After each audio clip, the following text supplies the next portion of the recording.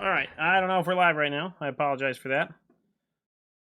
It looks like we are, I think. Sorry about that.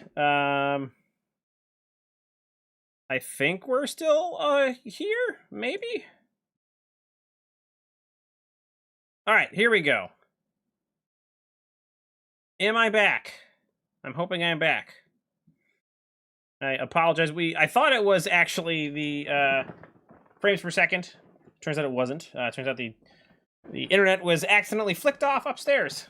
It's funny that how much can depend on one little button behind your TV. So I apologize for that. I hope we are back and everything is functioning. Just let me know in the chat if you can actually see me or I'm just talking to myself. I apologize for that. Definitely not what we wanted to do. All right, I'm assuming we are. I can actually pull up and take a peek at the page as well to make sure, which I think I will do just to be on the safe side. And I don't know how to edit things on the way, or on YouTube once they're there, so we'll hopefully have it be okay. And then not make a fool of myself. Let's take a gander over here. I apologize. Yep, yeah, we're good. That is working. All right, so cool. All right, on with the show. I apologize that the stream had, just kind of dumped out and stuff like that. So we're back, and hopefully it won't crap out again. We've adjusted our frame rate, and we have hopefully not gonna flip that switch again. All right, cool. So we saw Rosetta Thorn. We're on to Sutcliffe's Suede Hides. So this is Dead Summer art. This is a deliciously awesome lore channel. I highly recommend you check out in your free time. I'm sure this video is fantastic. He has done some amazing work. He does a whole lot of great After Effects and things like that in his thing. I'm sure this is a wonderful, wonderful piece of art, and I highly suggest that you take a gander at it. What I don't want to do is spoil that whole video for you right now in my silly thing. So definitely don't stay here just to watch that. You go and watch that when you have the ability. Yeah, we're back. Again, it was more of I probably should move my I should probably move the power strip that controls the internet in the house away from something that might actually get pressed. So in any case, we are back, and we are going to take a quick little gander at Sutcliffe's Suede Hides. So this is of Monsters and Badmen. This was the Dead Summer art video, and boy, are these some cool looking shoes. Am I right? I mean, you wouldn't think that just look at them. They're just like so viscerai. And I mean, that's what Sutcliffe was really about. He was Viscerai's hero. So this is really Viscerai's hero. But this is the beauty of this game, is that you can have these equipment that different people can actually play. Different heroes can play. But yeah, those are some dang fine arcane looking boots. So what do? Well, they don't block for anything. So that's not what these Suede Hides do. They are not. They're going to melt and get cut up like butter. But that's not the point. The point is, as an attack reaction, you can destroy, for one resource, destroy Sutcliffe's Suede Hides. Target attack action card gains go again. Activate this ability only if you played a non-attack action card this turn. So really what we want to see out of this, what we were seeing out of this, is being able to give things go again. And that's exactly what feeds into Briar's actual hero abilities. She is able to string things together and keep the momentum so that you can get a bunch of extra defense or go again or whatever you want to do, and activate that Rosetta Thorn, because that is some sharp beating weapons. I mean, right now we have not seen any Arcane Barrier or Spell Void in a limited environment. Yes, we see it on the Shock Tremors, and we see it on 2 legendary pieces of equipment have Arcane Barrier. That doesn't matter at all. Don't expect to get those in limited, because they're not going to be regularly opened cards. You really should be thinking about rares and commons. And yeah, maybe you get the occasional Majestic, but you can't count on it. So if you don't have Arcane Barrier or Spell Void in that respect, it doesn't really matter. So Rosetta Thorn is going to be a pretty dang good set of damage coming at them. Is essentially unblockable, especially with 2, because most things only have like Arcane Barrier 1 or whatever that, so they're going to have to pitch multiple resources. But that's neither here nor there. The fact is that they can't really count on having that armor. Yeah, so yeah, yep, it is definitely a worse snaps, because it does cost, it costs something. It costs a resource, and it also has to have, you have to have played non-attack action. You're absolutely correct. But yeah, it can hit anything, and it's something that works well with the hero. I mean, anyone can play or wear Snapdragon Scalers. Absolutely correct. This is a Runeblade specific equipment, and frankly, like I guess the limitation on here for Runeblade isn't that bad because it's already asking you to do the things that you want to do for your hero card anyways. So yes, it's too bad that it doesn't block for anything, but I think at common, that'd be a little bit too much. If it could do, I guess maybe if it was like a Blade Break, they could use it as either one, but then you just have a strictly better piece of equipment than like your Iron Rot or Iron Hide. I guess not Iron Hide, but your Iron Rot legs there. But overall, I think it's a spectacular card for limited environment, and can really do the thing you want to do as Briar in limited. So gotta love that. And yeah, no cost restrictions there as well. So very, very nice there. All right, on to our next one. We have Team Covenant. We have Stir the World, or Wildwood, sorry. So Team Covenant, I am absolutely sure you guys have all heard of Team Covenant. They are spectacular authority on a lot of TCGs, games, card games, all these kinds of things. And they do a great service to a lot of communities, getting Flesh and Blood, for instance, popularized and being able to disseminate stuff at a reasonable price. They were one of the first sort of stores that did not bend to the, wow, first edition explosion prices and selling things for like $1,000 box and all that kind of stuff. So you got to respect them for that. And yeah, that's good. So let's see what we got here for Stir the Wildwood. So they have their cards. I think they reveal it. Yeah, right about there. Do they have a bigger picture of it? Nope. All right, so there is the first card. I'm sorry if we can't see it that well. It's now bottom left of the screen here. So it is Stir the Wildwood. And while we are reading that, we'll get myself another beverage here. So this says, this is a blue pitch. It is a common blue pitch, so likely going to be a cycle. This is a 2-cost, Earth Fusion, 3 power, 3 defense, elemental Runeblade action, attack. So we have our first Earth Runeblade attack action. It is a Earth Fusion. So then we'll start seeing lightning ones probably tomorrow, stuff like that. Maybe we'll see some today, who knows. And it says, if you have dealt arcane damage to an opposing hero this turn, Stir the Wildwood gains +2. If Stir the Wildwood who has fused, it gains +2. So right on the center of it, if we have dealt damage and we have fused, this is a blue card. This is the blue version of this cycle. This is the blue version. Is going to be coming in for not 5, not 6, but 7 damage if you were able to fuse and have done arcane damage for a low cost of 2. That is a spectacular rate for a common card. Yes, we are asking a lot. Being able to have dealt arcane damage, generally, at least for Briar, is generally something that's going to happen after you've done a couple attacks. So yes, difficulty there. Maybe we'll see some rune chant sort of situation come later. I don't think so. This hero doesn't look like a rune chant hero. About as rune chanty as I guess Chain was. I mean, he's playing Grasp the Arcanite, Nebula Blade, whatever those make rune chants, but Murdered Tide, stuff like that. But the cards that were really specifically built with him for that set didn't go rune chanty. I don't think this is really going rune chanty. That's kind of Viscerai's thing. But all that said, this is going to do you some good service if you can make that work. I mean, the fusing should be, maybe not in limited, but in constructed, if you really want to build around an Earth deck, you're going to make it so you can fuse. It's just going to happen. So that's not really an issue. The being able to have dealt arcane damage, you can make work in a constructed environment very easily. However, in limited, we're not really sure. We'll have to see what we can spoil as time goes on, because we're just really not going to see it yet. So now, I believe they also had a promo version. So they do promos when they sell their boxes, stuff like that. I don't know if this is the promo. So yeah, this is just the red version, but it's also the promo. So yeah, so this is the red version. So obviously there, boom, cycle confirmed. Unless there's only like a blue and a red, which would be a little bit odd. I don't think they've done not a complete cycle like that. But this is their alternate art version, which is just super cool. You have this like leaf elemental boar monster thing in the background. This lady just going to town with this sweet spear of elemental power in the front here. So same text of the +2 if you've done arcane, and then +2 if it's fused, but this is the 5 power as a base. So this is going in for 9 for a 2-cost card if you can fulfill those requirements. So pretty exciting and a pretty wow-tastic there. That's a lot of damage. Yes, some pretty good setup costs. Probably not going to happen in Limited all that often, but what it will, it's definitely possible in Limit or in Constructed. That is definitely, wow, the power level on some of these cards, even a common. I guess that's what the Earth things are. The Earth are about bumping up power, and then arcane damage before an attack.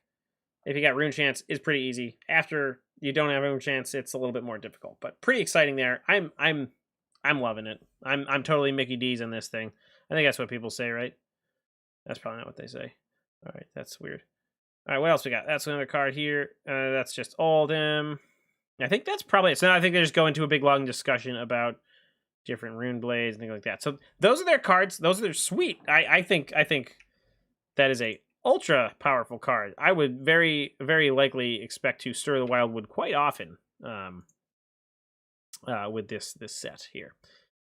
Alrighty, we have hopefully Outcast Haven. Again, I think they go live right about now, so people will probably be going and jumping that thing into the Discord, which I'm just going to pop up, see if I have anything here. Nothing yet as far as that goes, so no TC thing there.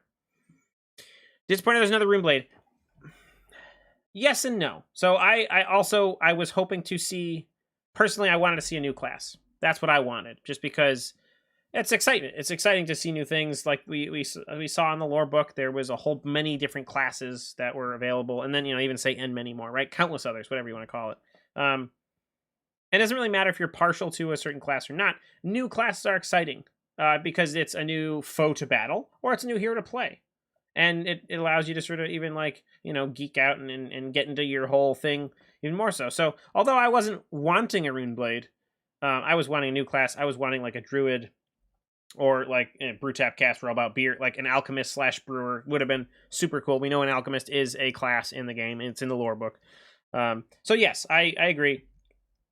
Not the most exciting hero to reveal, but at the same time, this is a very different take on Rune Blade.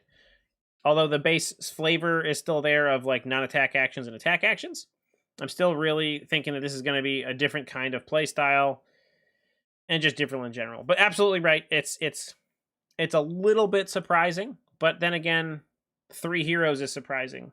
We keep getting these notions in our head of we know what's going to happen, and then it doesn't. And there's nothing. I'm not upset by that. I mean, it just shows you that they're willing to go in different directions that hopefully will help the future of the game. So again, what I'm not, and maybe this is gonna be like, wow, you're a flippin' idiot.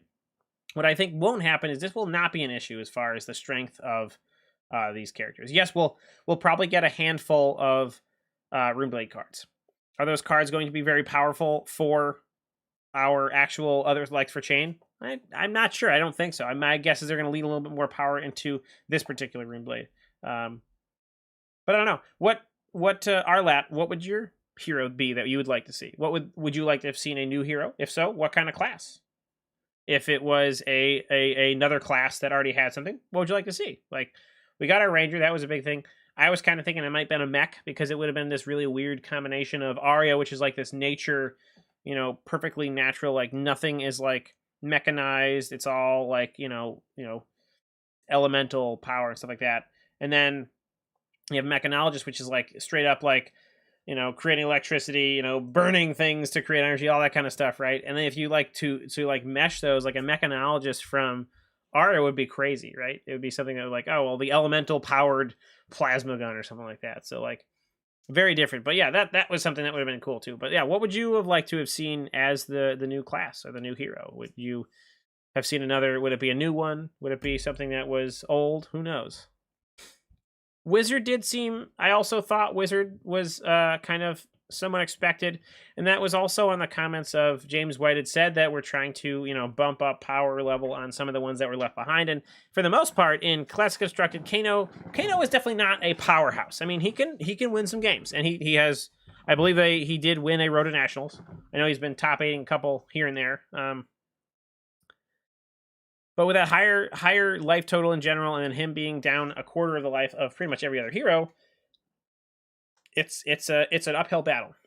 And so bringing I guess the thing about that is, like, what happens if you print another wizard and it makes, Kano or this new wizard so much more powerful? Then, well, it's like you can't do a whole lot. Like, you can't just pack a whole bunch of Arcane Barrier and expect for it to work. I mean, you can have Arcane Barrier 3 or 4, and you can still get wiped around the floor with Kano, particularly in Blitz. Like, he can do some crazy amounts of damage if the cards are played correctly. But yes, I was thinking Wizard, just because it kind of made sense. But at the same time, I actually didn't think there was going to be an Arcane class. I didn't, and that was. And I saw Shock Charms. All right, so it's got Spell Void. I mean, maybe this is just looking backwards. So, like, we want to make sure that we have new armor that's going to have an ability to deal with arcane damage, right? And at Legendary slot, I was like, all right, well, this isn't part of Limited. Like, you're not going to plan on getting Legendary slot. You don't really need to worry about, like, having that happen. Like, yes, if you open a Legendary and then you go to play it in your... if you open this card, it's Legendary, like, wow, cool, I want to play it. And it's like, wow, it doesn't do a whole lot. Yeah, I can zap people if I hit them. But this other thing, it does stone nothing. That's not that big of a deal on Legendary. If it's on a common or it's on a rare, then obviously that's a problem. Like, you want to have these things that are made for Limited be made for Limited and actually work in the environment. So that was like, all right, cool. I can accept that there is a Spell Void, and then the Heart of Ice came out, and there was an Arcane Barrier, and I was like, that's fine. But we should have known with low counts of Arcane Barrier or Spell Void, then obviously that means there's going to be an Arcane class. We just kind of have to accept that that's true and go from there. It does seem different, but a different class would have been good. Shapeshifter cards would have been cool, and we've classed it. Yes, absolutely. And I think, yeah, no, 100%. I think Shiana would be really cool to have some support too. Same thing with our merchant. Oh my god, what is his name? I can't remember. The guy was like the trader of skins. I just can't remember his first name. We can pull it up here. The heroes are right here. What is his name? I need a name. Cavdane. So Cavdane could have been a pretty cool hero to also support. And I actually thought, so when Tales of Aria was actually called Kingdoms, I actually thought we were going to see support for Cavdane, because I think, all right, Kingdoms. All right, well, who goes between kingdoms? Well, merchants go between kingdoms, and they sell things from here, from there, all that kind of stuff. So prior to the name change, I actually was expecting to see a merchant in this set, but alas, we did not.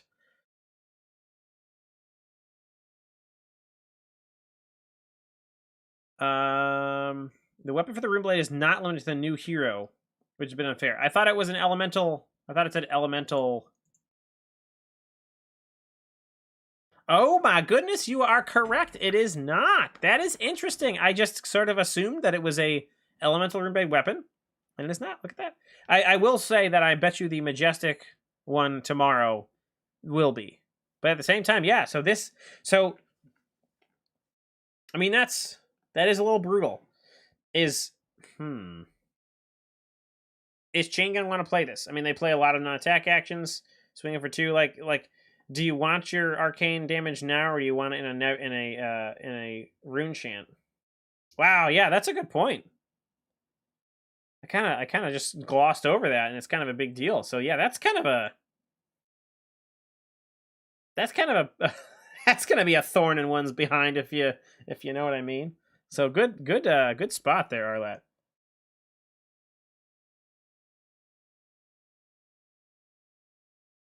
That's right. We haven't seen the Guardian common weapon yet, have we? I'm sure that'll be quite spicy. Some kind of weird hammer, but I wonder why they didn't show that. Maybe it just doesn't have anything to do with the other one. I know that like Shiver and Volterra are essentially the same thing, but yeah, no, that's that. I think that because it's coming in for 2, so Arcane 1 doesn't work. Yeah, yes, and I think that's kind of what's brutal about it. Is the rune chants are not a big deal. Same thing with Galaxy Black, was only one damage of Arcane. This is a full-on 2. Is it going to be a problem? It might. I mean, you get some stuff with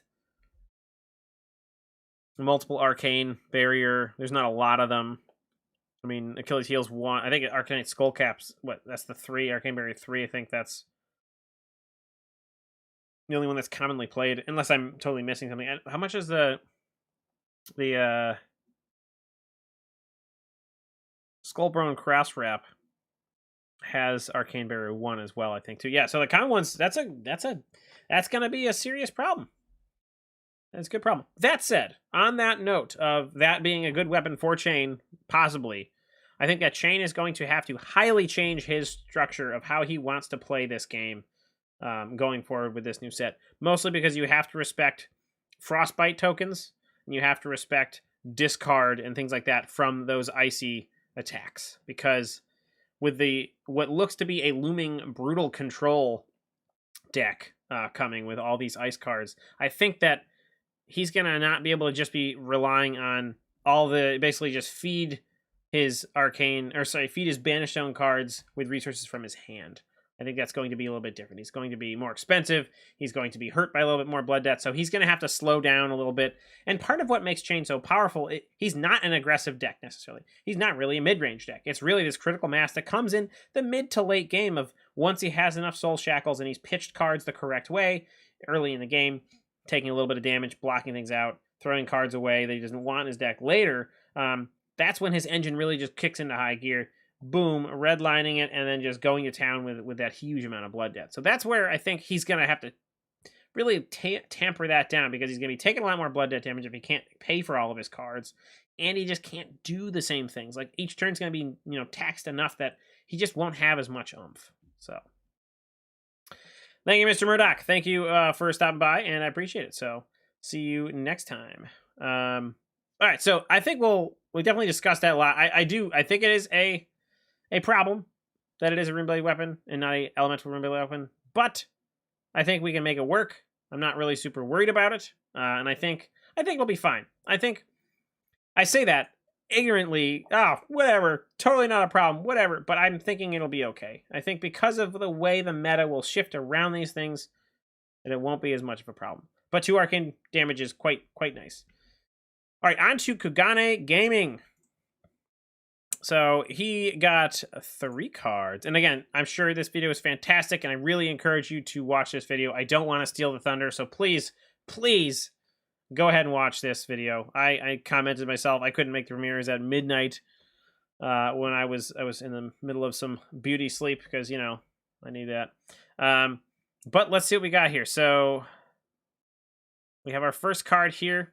It is Weave Earth. So this is our first juicy Earth action. This is a rare. So this is a red pitch, 0 cost Earth action, defense for 2 at rare. The next Earth or Elemental attack action card you play this turn gains +3. If it's fused, it gains +4. Instead, go again. So unlike the lightning one, I think it was that we saw, this one does not require you to actually have a card. You don't have to fuse. It's not like Invigorate. That's what it was. Invigorate. Invigorate just says if you haven't fused, like whatever, this is done. This all it does is pitch, and it blocks. This can do something, which is nice. +3 ain't bad for 0. That's a nice buff. I think we had some analogs. I want to say both lightning and ice, and the fuse I think did other things for the other ones, maybe go again or frostbite token, but this one gives another +4 instead. So 0 cost 4+ buff is pretty nice. This is where we're going to see those non-attack actions really start happening, so we can get Briar to actually be buffed by her hero ability. So we're going to get those tokens that say you get go again on your next attack. Then you're going to be able to attack, and you're going to get in and get some of those sweet Earth tokens that are going to allow you to have a higher defense. Which, if you have that Earth token, boom, Weave Earth now blocks as a 3-power defender. So definitely takes away a little bit of the disadvantage of these generic elemental cards. It makes them a little bit more fun and useful and all that kind of stuff. So that's a pretty nice card. Also, the art is very cool. I think that that's just kind of my thing, though. So all this weird weaving of wood and things like that. So that is our first card for Mr. Kugane Gaming. You're going to see the big picture thing right here. There's very cost-effective action you can play to massively bolster your attacks by channeling the power of the earth, which is what we kind of expected to happen there. So another one we have. It is at common. We have a Bramble Spark. This is an elemental Runeblade action.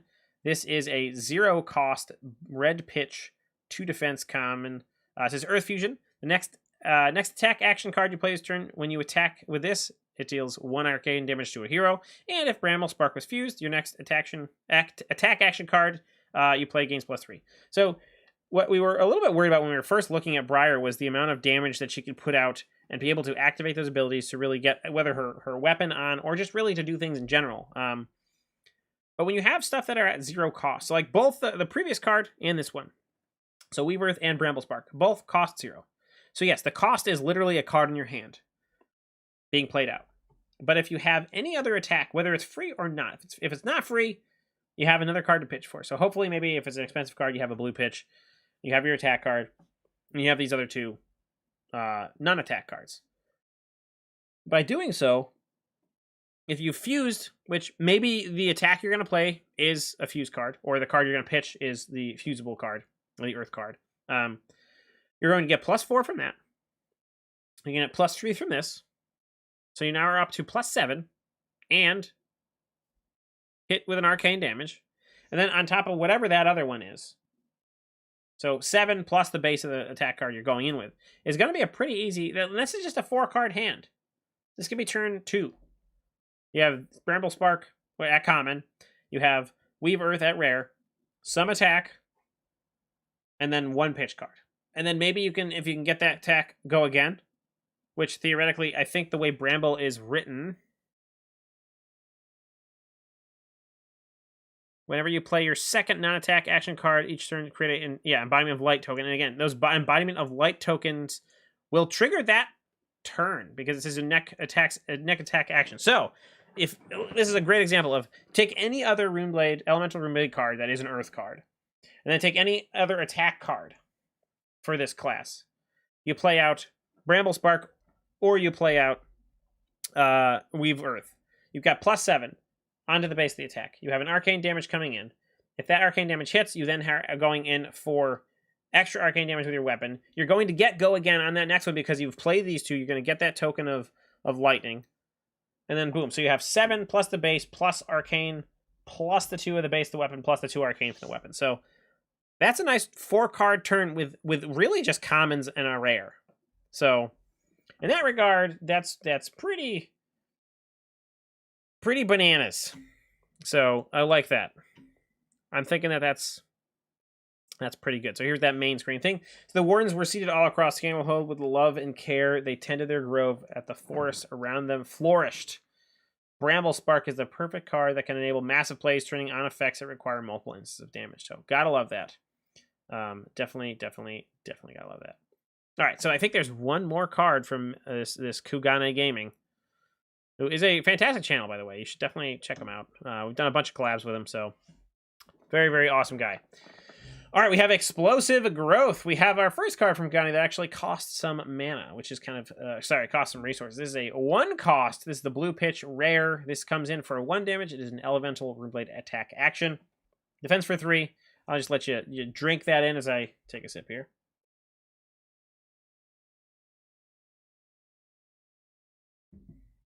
All right, so Earth Fusion. If Explosive Growth was fused, which also, coincidentally, this is also a magic card. Doesn't matter. I think it's a green for +2/+2, and then pay 5 for up to bump it up to like +5/+5, whatever, as a kicker cost, something like that. Whatever. If Explosive Growth was fused, whenever it deals damage, attacks you control gain +1. This kind of change. So that is attacks. That can be weapon. That can be attack cards. Whatever you're attacking with, +1 on that chain. You break the chain, it's gonna go away. So don't interrupt it with anything. Oh yeah, so whenever it deals damage, if Explosive Growth is fused, whenever it deals damage, attacks you control gain +1. So okay, so yeah, it has to hit, but so it's whenever it deals damage, attacks you control gain +1. So if there's maybe multiple instances of or ways for it to deal damage, so when you attack with Explosive Growth, deal 1 arcane damage to target hero. I think that I wonder if the arcane and the card itself are 2 instances of damage. But I don't know because I'm not. The language says deal 1 arcane damage. It doesn't say this card deals 1 arcane damage. So that one I'm gonna have to maybe the video explains it. I'll have to sort of defer to that. I want to say that's the reason why that central sentence is written whenever it deals damage. It's theoretically that the attack itself can deal damage, as well as the arcane damage coming in. But we'll have to greater minds, I'm sure, can let us know about that in the future. All right, so that was a life always finds a way. Explosive growth is threatening attack when fused. It's left unchecked. You can easily grow out of control and swallow your opponent. So that, I believe, is his last spoiler card. And boy, those are a good set of ones. I gotta love this sweet, gorgeous art that we have with this. And that is all. So if you haven't checked out Kagane Gaming, check him out. Check out all these people. They make amazing stuff. They absolutely make amazing stuff. All right, last one that we know we can jump into is Mag Strength. I don't know what that is. Looks like we're on the Facebook, but that's okay. All right, let's just zoom in real quick. So this is Blink. So we're going back towards our lightning side. So, we saw Briar is lightning and earth. We saw a bunch of earth stuff. Going back to that lightning. So we're going to be going again, hitting for arcane maybe. Boom, boom, bang, whatever. All right, we have Blinks. This is a blue Majestic. 0 cost lightning instances, gain 1 action point. Look at that. Gain 1 action point. So no longer do you really need to have go again. This can count essentially for go again. So you can use it up, your action point, and when your opponent thinks you are like, oh, I guess they're done, boom, you get an action point. Theoretically, as you are on your way to your end phase, and if your opponent does something at instant speed, you could then blink to get another action point and do something else after that.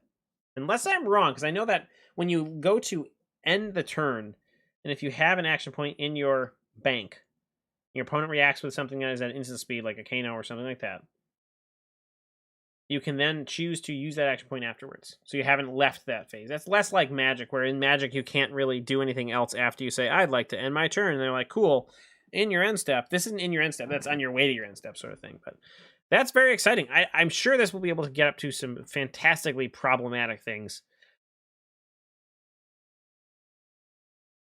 Yeah, because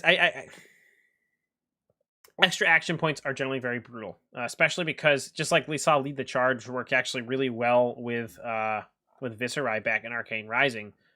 This is essentially a similar thing, except for it's just boom. You just get the action point. So yeah, it costs a card. So essentially, like, you're giving something go again, or if you need 2 action points, that's fine. So I can dig it. Very plain, very powerful, but very interesting. All right, let's see if Artcast Haven has released their card yet. We're just going to take a peek over here. Maybe they don't go live when I thought they did. So I guess I don't know when they go live. So I guess we will have to leave these spoilers with one less tonight, which is a little bit unfortunate because I would have liked to have seen all of the spoilers for Tuesday, September 7th, the 5th day of spoilers. But all in all, this has been a very spectacular and exciting set of spoilers. There are some very good cards that we're seeing here. So we can go jump back over to this screen here for a little bit more just, chatting here. So, that's just all the other stuff populating. So yeah, so this is a very interesting set of spoilers. So again, I went into the day thinking we would see a wizard, and we did not see a wizard. We saw a Runeblade, and it makes sense with the way the Arcane Barrier has sort of played out. So that said, tomorrow we will be seeing. So I guess So tomorrow we'll be seeing. We have a legendary reveal by Oplay EU, which is a European maybe organized play or something like that site. We have a weapon reveal by CS Sprankle, so C Sprankle Run. We have a Candlehold reveal by Fab with Freya, which is a great channel. She does a lot of in-depth things of different kinds of like money side, strategy side, building side. So a lot of really cool stuff over there at Fab with Freya. I don't know anything about Combo TCG. Tower Number 9 is a fantastic channel. Particularly, I'm not sure if he's still throwing a lot of content. I know I just saw something post up from him a couple days ago. He was a big driving force during the skirmish seasons, first skirmish season, to literally destroy everyone with Dorinthia. He went with this massively tall Dorinthia and was sort of the first to at least break out on the US circuit with that, and did some serious work. Also, I think he hopped over the pond and was playing a lot of the UK stuff as well. So that was very exciting, very powerful there. Channel Fireball, obviously we all know Channel Fireball. They're a huge conglomerate there. Kith TCG, don't know that. Kith TCG, don't know them. And then Dat Geeky guy, he's definitely a great channel. He does a lot of budget stuff, which is fun. Strategy, stuff like that. So definitely check him out as well. So those are all the things we have. I actually don't know when this spoiler season is supposed to end. I know that on Saturday the 10th, we do have the Calling in Las Vegas, which is the world premiere of the actual set. And I think that we'll be opening cards without people knowing anything about that. I know the Fabled one, obviously, people aren't going to know about because I think they don't really reveal that. They let it be seen in the wild. But that'll be really cool. I'm sure we'll see it on Saturday because there are going to be so many packs opening that there will be Fables in there. Unless they drastically cut the rate of printing, which I don't think they would. That is that, but who knows? That said, I think that I'm really excited for this spoiler season to wrap up. I don't know when the spoilers are going to end, but we'll keep churning these videos. In this case, a very long stream out as time goes on. But I think that's probably going to do it for this evening. Hopefully we can see Outcast Haven's card somewhat soon. We'd like to know what that is. One last check on there. Still nothing just yet. But yeah, we'll go from there. So I think that'll be all for tonight. So thank you all for coming and hanging out in the chat and hanging out in the cellar, having a brewski with us during these pints and previews that we've been doing. I really enjoy these because it helps me learn about the cards. I hope it generates some discussion and some thoughts into other people's heads as well with all that. So I think that said, I want to say thank you to everyone. Thank you to our sponsor. I'm not going to worry about that one. Never mind. Forget about it. Thank you to LSS for sponsoring us, giving us a preview card. So we got that sweet Bolton shot. We just got it in the mail today. All those awful delays didn't help, but it is here. It is foily. It is fun, and it is exciting. So there's your shiny Bolton shot there. Not to be confused with Bolton shot, who is that doesn't even make sense. All right, that'll be it for this evening. So thank you all for hanging out, and we will see you all next time. Maybe we'll stream more to YouTube. Seems like it might be a good idea. So thank you all, and have a great evening. Cheers.